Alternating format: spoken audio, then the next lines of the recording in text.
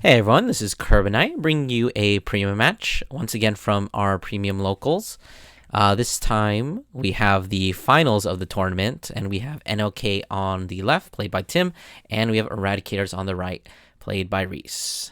Don't know if this is what you were expecting or what you would have hoped for, but this is what you get. Anyways, looks like Tim's just going to be starting off with that Werewolf Ketzer. Pretty good ride target, something you want to have in the soul. It's basically just a Dimension Creeper. You bind it and you soul charge 2. But going into Reese's first turn, it's going to be riding into that grade 1 Eradicator Searcher, calling out the starter. As you can see, he is playing the Dragonic Descendant Superior Ride package. And he's just going to be calling that Demolition Dragon that he searched out earlier. Actually hitting a defensive, so this Vanguard swing is going to be a 1 to pass. Not going to see it, but yeah, just going into Tim's turn. Once again, getting a really nice ride target with that Poisonous Abductor. Counterblasting 1 to put 3 cards with the same name, 2 of them to drop. Or 2 of them drop. 2 of them to soul, 1 of them to rearguard. Honestly, going pretty well for NLK, especially since he is going first in this match, which is definitely where you want to be with NLK. It kind of guarantees that you don't really have to worry about G guards because you are going to be reaching that grade 3 turn first. So you can just ride up and go for your kill turn pretty unimpeded. So it looks like we are just going to be using that killer tail skill, putting the damage zone and just swinging at Vanguard. So it looks like it's going to be hit with a 15k shield. We're going to get a draw trigger, but it's not going to be enough to actually pass. So Aris is going into turn with 0 damage. Not really a problem considering you are playing Eradicators and you don't really need that much CB. At least on your turn, I would say. Looks like we are riding into that Heat Razor. Once again, doing another top 5 check and getting 5k. Adding that Suitan. Definitely the card you would have preferred to ride if you wanted to go for the superior ride play. But, it is what it is. Swinging with that Dragoon again, guarding with a Keltzer, and it's going to be going into Soul with its effect. Swinging with the Suitan, hitting another defensive, this time a heal. Going to be swinging with the Vanguard, not getting a check. So this attack should not be going through. As you can see, he accidentally took a damage, but I'm just going to get that corrected. And going back to Tim. So this is honestly... a lot of the times, NLK's first grade 3 turn is pretty much game over. NLK is a really, what's the word for it? Burst or bust, I guess, kind of deck where you either just like kill on your first grade 3 turn, or you kind of just like have to, I don't know, actually do things other than your OTK. But we're going to see him riding into the NLK. He's got 8 cards in soul using the first Werewolf Keltzer, soul charging the Rodea, which is pretty good. Using the other one, soul charging the last Killer Tail, which means he does now have the 3 Killer Tails that he needs in order to use the second part of Killer Tail on Rearguard skill. So that's going to be getting him up to, I believe, 10 soul. We're using that Killer Tail, getting an 11th card in soul. We do need to be hitting that 13 mark. Assumingly the cards in his hand are going to be able to do that. And as we see the Covacious Succubus, which is basically just going to be getting him there with that skill. And it looks like he's calling out that full board because for NLK skill, you do need to put some cards that are on rear in order to re-ride, I should say. Going to be swinging with that Covacious new promo. We've got plenty in our area. I know not everyone has them, but we definitely have enough. But just using it to put that crit into soul, draw 2 cards, and putting another card from hand in soul, it's going to get him to that 13. So we're just going to be taking it, not getting a defensive, which is definitely something you want to be seeing, or you need to be seeing if you want to be surviving this NLK turn. So just going to be swinging with the NLK, flipping over the top card, and it's OT, which in most cases would be the end of the game because NLK is going to be swinging, but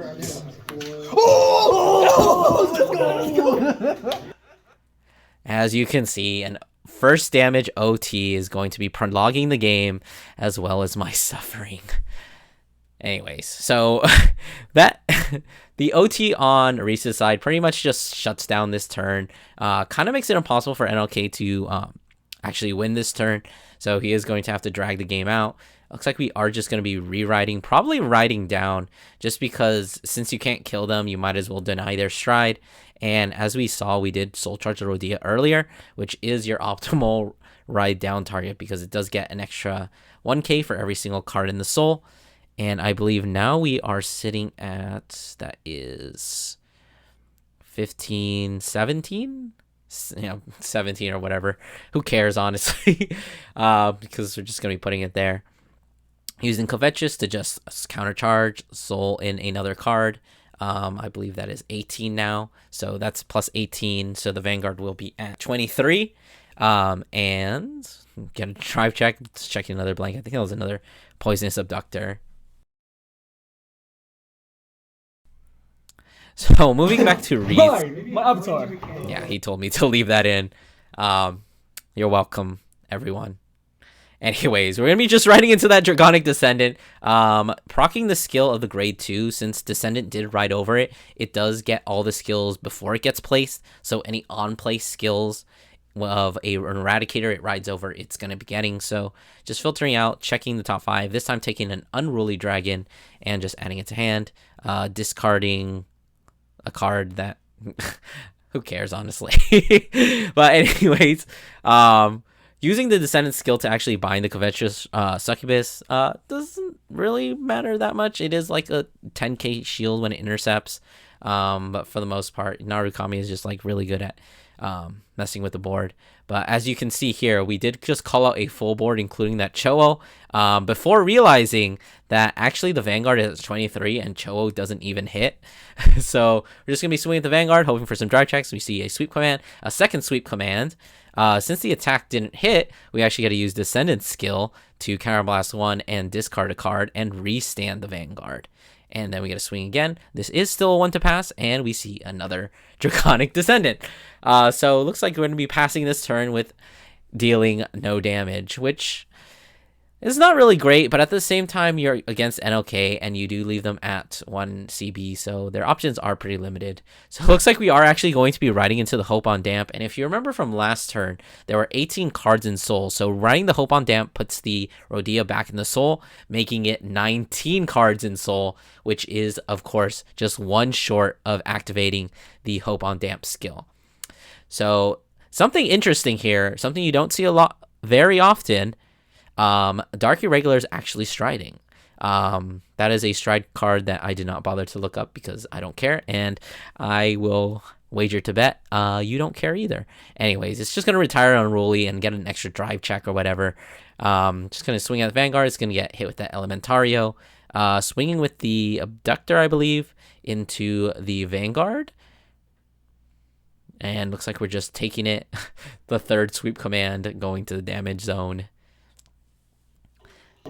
My avatar! Of course.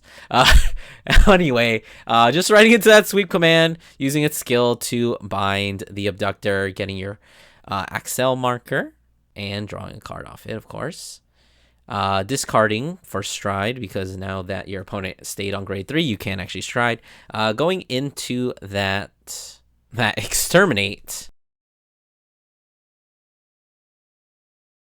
Calling out the Cho-Oh and a Zuitan. Finally remembering to destride there.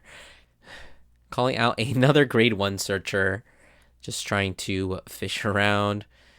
Who knows what he's trying to get. Honestly, in this case, does it really matter? Looks like we're getting a trigger. I believe that is like a countercharge Eradicator trigger, which he's going to be using here. Putting its soul, countercharging, and then just using the Exterminate's skill. There are 2 empty front row rear guard circles, so whole board is going to be getting a 20k bonus. So we're going to be swinging for 1636 with the on hit. We're actually going to be hitting it, getting the draw, choosing to bind a card from drop, which I believe is going to be that Barrow that we saw discarded earlier in the game. Putting the Demolition Dragon to soul, of course. Swinging another 36. This is going to be hit with a G-Guard, which is the new one from 2022, which I believe lets you counterblast 1 and reduce one crit to like all of your things, which is pretty good against its Cho-Oh, since normally it would be swinging twice, but obviously with no critical, it's not going to be doing any damage. So we're going to be swinging with just the Demolition Dragon, getting the Sweep Command starter, a Hisen, and another Demolition Dragon for our drive checks. So pretty dry. Swing with the Zuitan, just gonna be hitting, putting itself into Soul to draw that extra card. So it looks like Tim's gonna be starting with 2 face-up damage, and at 4. And we are going to be rewriting into that Hope on Damp, which this time, since we were at 19 Soul before, is actually going to trigger because we now finally have that 20. Discarding a Barrow from hand for stride cost, striding into, what is this called, Blader Mouse or whatever. Doesn't matter. You calling that, I believe that's an edge in the darkness to just achieve darkness, because you do need that for Blader Mouse's skill apparently. Calling out a Rodea, and a Covetous Succubus to the rear guards. Calling a Hysteric Shirley out for no real reason at all, because Blader Mouse is going to be putting it back into the deck with its own skill. Swing with the Covetous Succubus at the Unruly Dragon, boosting it with the Enigmatic Assassin for no real reason, just because you can just put it into Soul, countercharge, put a card from hand to Soul, and draw your 2 cards somewhere in there. So it's just going to be taken because you are under Hope on Damp, and honestly at this point, do you really care that much about protecting your Unruly Dragon? Probably not. Anyways, obviously just reading that Blader Mouse for the first time because nobody knows what it does, so just slowly getting into its effects. I think you all should be pretty grateful. This video was about 40 minutes long, and there was so much of just Tim trying to figure out what his cards do, and making plays and taking them back and putting them back, and before going for the exact same play that he was going for.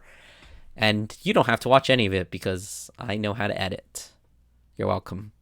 Anyways, using that Blader Mouse, putting back all the grade 0s, not just triggers. So the Enigmatic Assassin is going to be going back in, so we don't have to worry about that.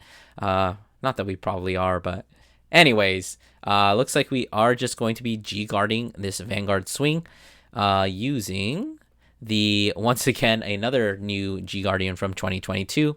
I don't care what its name is, but it gets a bunch of shield unless you bind front row rear guards. But looks like we're actually going for a second one, so this is going to be a guaranteed no pass. So we're going to be doing that drive check. Check nothing, a critical trigger, probably just putting it onto the rear guard. For some reason, I don't know why, because the Vanguard technically does swing, but it's already at 2 crit thanks to the OT. Hitting another critical trigger there, actually. But once again, it doesn't really matter that much. I mean, that is a lethal swing, but the Vanguard is also lethal if Tim hits a critical trigger, because it is at 2 crit thanks to that early OT. But we're going to be swinging, no guarding it, actually hitting a draw trigger instead of that critical trigger, getting pushed to 5, but actually hitting a heal trigger for that 5th damage, so actually healing back down to 4.